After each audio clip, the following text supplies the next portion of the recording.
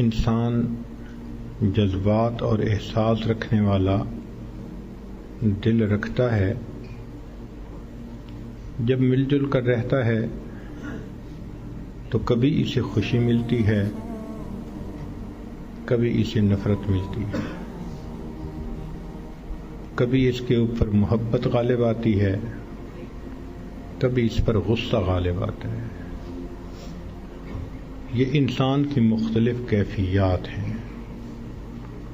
اس کی مثال یوں سوچئے کہ جیسے برتنوں کو ایک جگہ رکھا جائے تو وہ کھٹکتے ہیں، آواز آتی ہے، اسی طرح انسان جب مل جل کر رہتے ہیں تو ان کے درمیان بھی بسا اوقات رنجشیں ہو جاتی ہیں۔ لیکن اچھا انسان وہ ہے کہ جو غصے کے عالم میں اپنے آپ کو قابو کر لے۔ غصے میں بے قابو ہو جانا یہ کوئی اچھی علامت نہیں ہوتی۔ اس کی مثال یوں سمجھیے کہ گاڑی کو تیز چلانا کوئی مہارت نہیں ہوتی، گاڑی کو کنٹرولڈ چلانا یہ مہارت ہوتی ہے۔ وہ تو بچے کو سٹیئرنگ پہ بٹھا دیں اور وہ سپیڈ کو دبا دے تو گاڑی تیز چلے گی۔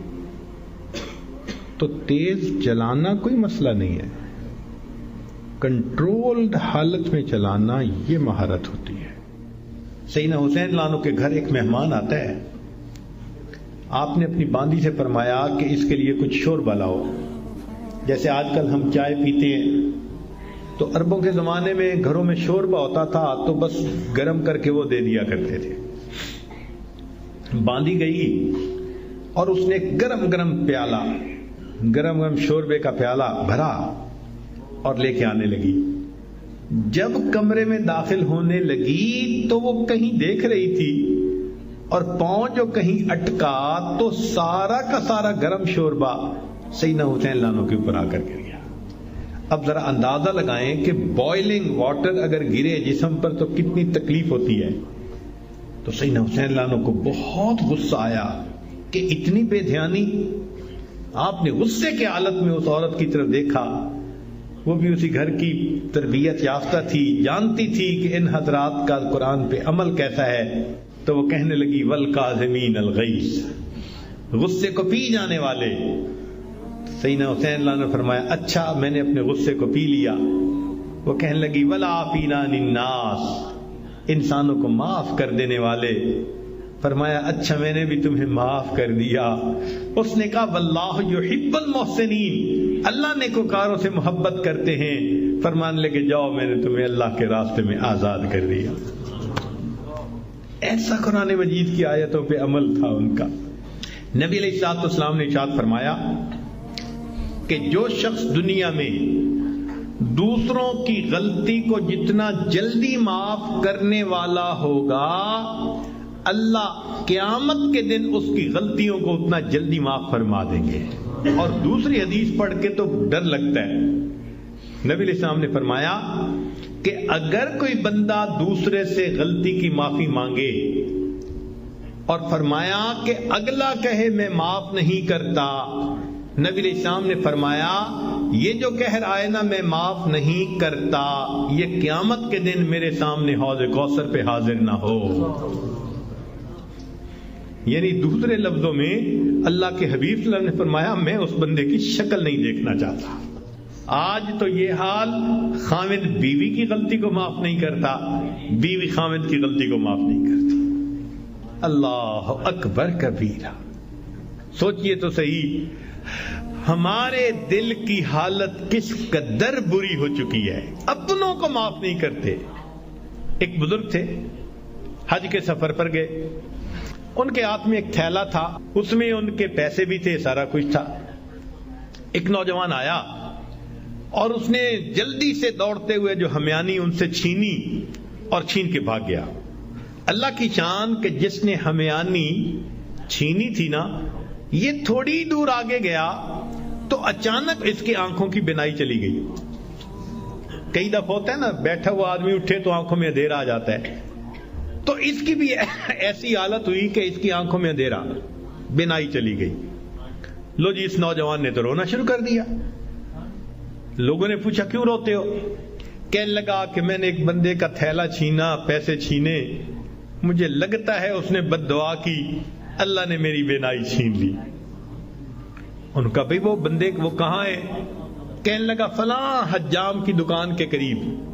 تو جب اس بندے کو بتایا کہ بھئی وہ بڑے میاں آ گئے ہیں، لوگوں نے بھی کہا معاف کر دیں، نوجوان نے بھی کہا پلیز مجھے معاف کر دیں، وہ کہنے لگے میں نے تو اسی وقت ہی معاف کر دیا تھا۔ وہ کہیں جی یہ آپ کے سارے پیسے لے کے بھاگ گیا اور آپ کہتے ہیں میں نے اسی وقت معاف کر دیا تھا۔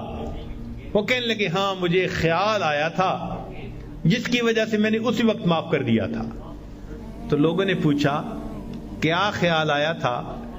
تو وہ بڑے میاں کہنے لگے کہ جب یہ میرا تھیلا لے کے بھاگ گیا تو میرے ذہن میں خیال آیا قیامت کا دن ہوگا اور میں اگر اللہ کے سامنے مقدمہ پیش کروں گا تو اس بندے سے حساب لیا جائے گا، اور جتنی دیر میرے اور اس کے مقدمے کے فیصلے ہونے میں لگے گی، آقا صلی اللہ علیہ وسلم نے فرمایا میں امت کا حساب مکمل ہونے سے پہلے جنت میں نہیں جاؤں گا۔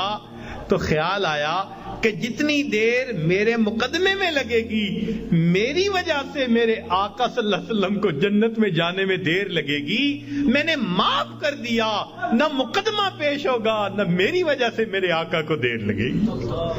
آج ہماری اگر یہ سوچ بن جائے تو ہم ہر ایک کو معاف نہ کر دیں کہ ہماری وجہ سے تو ہمارے آقا کو دیر نہ لگے نا جنت میں جانے میں۔ ہم بھی اپنے گھروں میں اپنی بیٹی کو، اپنے بیٹے کو، اپنی بیوی کو، اپنے بھائی کو غلطیاں ہو جاتی ہیں، باتیں ہو جاتی ہیں، تو بجائے دلوں میں کینہ رکھنے کے اور بجائے دلوں کے اندر دشمنی پالنے کے، ہم اللہ کے لیے معاف کرنے کی عادت ڈالیں۔ یہ نبی علیہ الصلوۃ والسلام کی عادت مبارکہ ہے۔ اللہ ہمیں اس سنت پر عمل کرنے کی توفیق عطا فرمائے، اور اس کے بدلے اللہ قیامت کے دن ہمارے قصوروں کو معاف فرما دے۔ میرے دوستو ہم اس کے زیادہ محتاج ہیں۔ دوسرے نے تو ایک غلطی کی ہوگی اور ہم نے پتہ نہیں اللہ کے کتنے گناہ کیے ہیں۔ اگر ایک غلطی کو معاف کرنے پہ وہ پروردگار سب گناہوں کو معاف کر دے تو سستا سودا ہے۔ اس لیے جب بھی کوئی معافی مانگے یا نہ بھی مانگے، اللہ کی رضا کے لیے اللہ کے بندوں کو معاف کر دیا کرو۔ اللہ تعالی ہمیں اس صفت کے ساتھ بقیہ زندگی گزارنے کی توفیق عطا فرمائے۔ وآخر دعوانا ان الحمد للہ رب العالمین۔ لا الہ الا اللہ محمد رسول اللہ علیہ صلاة اللہ وآلہ والأحبہ۔ لا الہ الا اللہ محمد رسول اللہ علیہ صلاة اللہ وآلہ